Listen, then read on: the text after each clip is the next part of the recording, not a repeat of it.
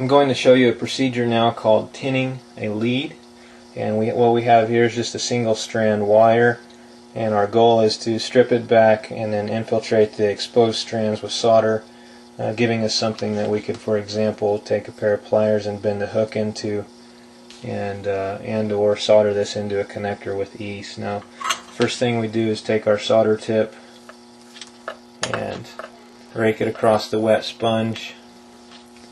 The purpose to remove any oxides that have deposited while the iron has been sitting there hot. And I'm going to take this wire. Again, we're working with 22 gauge, so we'll strip back a length of this wire, clamp it into the third hand tool, and now what we're going to aim to do is to take the solder iron, some solder. Now the one most important thing about soldering is to always apply heat on the opposite side of the part as a solder. In other words, never solder by putting the solder directly onto the tip. It won't infiltrate the part like that. You see how it beads up. Let's see if we can knock that off. The goal here is get heat into the part and feed the solder into the part. The way we do that, just touch a little bit of solder to the tip.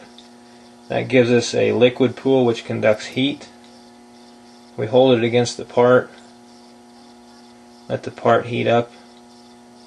In this case, the part is just a wire, and then we've got good infiltration, and we get off this excess, and we've got a nice tinned wire lead that's ready to have a hook bent into it, for example.